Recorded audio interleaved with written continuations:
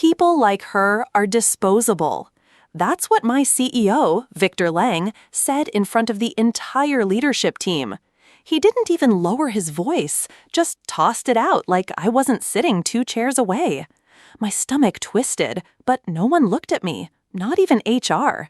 I sat there in my plain cardigan and trousers, my round face flushing hot, while his words echoed in my head. Disposable, like trash. I'd spent 6 years holding this company's payroll system together, staying late when others left, fixing glitches that no one else could even identify. And in one sentence, he erased me. I wanted to speak, to defend myself, but my throat locked up. He was the CEO, the untouchable. If I pushed back, it would only make me look weak. So I stared at my notes, pretending to write, while inside, something burned alive. I wasn't disposable. Not yet. The meeting ended with laughter at his jokes, and I slipped out unnoticed. My reflection in the glass doors showed a woman no one bothered to see. Plain brown hair, tired eyes, no sharp suit to command respect. Just me and my cardigan, holding the company's secrets in my laptop bag. They thought I was invisible, but I knew every wire of the payroll system, every script, every automation, every emergency patch I had coded myself. Without me, paychecks wouldn't land, benefits would freeze, taxes wouldn't process. And yet to Victor, I was nothing. Disposable. I walked home that night with his voice replaying in my head until it turned into something else, a dare. The next week, I kept my smile polite, my voice quiet. I watched Victor strut through the halls in his designer suit, bragging about a new merger, tossing fake charm at investors.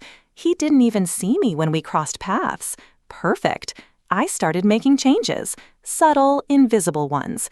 Layers of code buried inside the payroll system, harmless for now, but waiting. No one would notice. No one ever looked at my work. They only called when something broke. And when it did, I was the only one who knew how to fix it. Disposable, I was the backbone. And soon, Victor was going to choke on the truth. The trigger was simple, a date. I programmed it carefully. 1 click, buried in an overlooked setting. Payroll would run perfectly until the end of the quarter.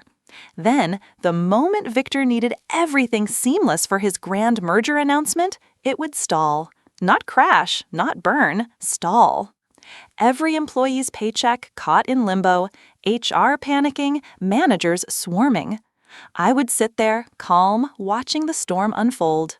And Victor?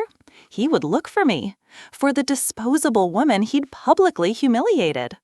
I could almost hear it, his voice, no longer dismissive, but desperate. The thought kept me warm at night. But I didn't want revenge to be sloppy. I needed precision, so I tested everything on a shadow copy of the system, making sure the code would trigger silently, leaving no fingerprints. At the same time, I began gathering evidence, emails, Slack messages, every casual insult Victor had ever sent me or others. I wasn't going to just break his machine, I was going to break his mask. The perfect CEO, the invincible leader, exposed. I looked plain on the outside, but my weapon was invisible, written in lines of logic no one else bothered to read. For the first time in weeks, I smiled walking into the office. Victor still didn't notice. That was his mistake. The office buzzed louder as quarter end neared. Victor paraded investors through like it was his kingdom. He bragged about efficiency, about flawless operations, never once mentioning the quiet woman behind it all. I sat 2 rows down from the glass conference room, sipping burnt coffee, pretending not to hear. But I knew what was coming. I had already buried the switch deep inside payroll. I looked at my screen, at the countdown, and felt a steady calm. Victor thought the system ran on his brilliance. Soon, he'd find out it ran on mine. The day arrived. HR hit process payroll, and the first ripple hit. Tiny delays, unexplained errors. They refreshed, tried again. The system looped. At first, no one panicked. Then calls started. Why aren't the checks generating? Slack lit up like fire. By noon, managers were hovering. HR's face is pale. Victor's meeting with the merger board was in an hour. I watched from my desk as his smile cracked for the first time. He stormed toward IT, barking for answers. Disposable, right? Yet suddenly, he needed the one person he'd thrown away. "Get her in here," I heard Victor snap. He didn't even say my name, just jabbed a finger. I stood, slow and steady, walking into the glass room where the board waited. Their polished suits, their tapping pens, their growing impatience. Victor's face was flushed. "Fix it, now!" The same man who had called me disposable now begged with gritted teeth. I looked down at the laptop they shoved at me. My code stared back. Perfect, flawless, waiting for my decision. My hands hovered above the keys. The room held its breath. I typed, but not to fix it, just to make it look like I was trying. Error messages blinked across the screen. The board whispered, eyes narrowing at Victor. One man finally snapped. "You said operations were airtight." Victor stammered, sweat beading. I kept my face blank, calm. Inside, I savored every second. He had built his empire on humiliation and arrogance, and now it was collapsing in front of his investors, all because of the woman in plain clothes, the one he thought was beneath notice. Victor leaned close, whispering harshly, "You'll fix this, or you're finished." I met his eyes, really looked at him for the first time. The arrogance was gone. What was left was fear. For the first time, he felt disposable. I didn't answer. I just let the silence grow heavy while the board members checked their watches, their patience unraveling. Finally, one of them stood and said flatly, "If you can't even pay your employees, how do you expect us to trust your leadership?" Victor flinched, and I knew the trap was closing.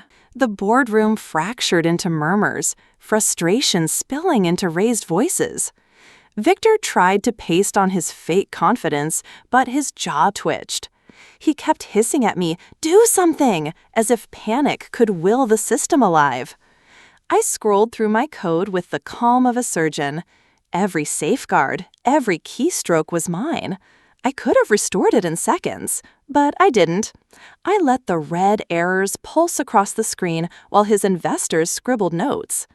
The man who once called me ugly and stupid now stared at me like I was his last lifeline. The CFO leaned forward, eyes sharp. Why is she the only one who understands this? Victor froze.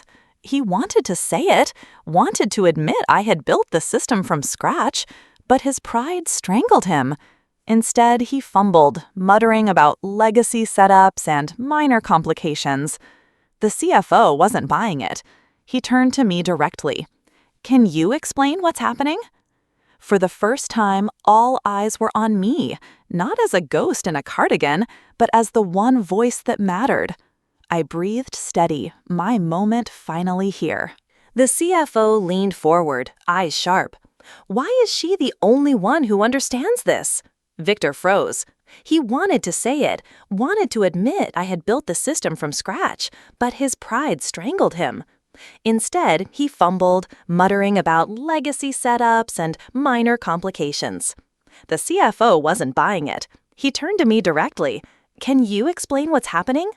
For the first time, all eyes were on me, not as a ghost in a cardigan, but as the one voice that mattered. I breathed steady, my moment finally here. By evening, employees were furious. Checks delayed, bills unpaid, chaos brewing. HR's inbox overflowed, managers panicked. And all of it pointed back to him. Victor tried one last move, cornering me in the hall, spitting through clenched teeth. "If you destroy me, you'll go down too." I just looked at him, at the man who had reduced me to nothing in front of everyone. "No," I said quietly, "I don't go down. You do." And then I walked back into the boardroom and dropped the final report, the one showing every warning I'd sent him, ignored. The next week, Victor Lang was gone, forced out under leadership failure. Emails flew with corporate spin, but everyone knew the truth. The payroll collapse had been the final nail. The board asked me to step in temporarily to stabilize operations. Me, the woman he called ugly, stupid, disposable. I didn't smile, didn't celebrate. I just walked into his old office, sat at his desk, and breathed. Revenge wasn't about screaming or breaking him. It was about letting him drown in the mess he made, while I proved, without a doubt, that I was never disposable.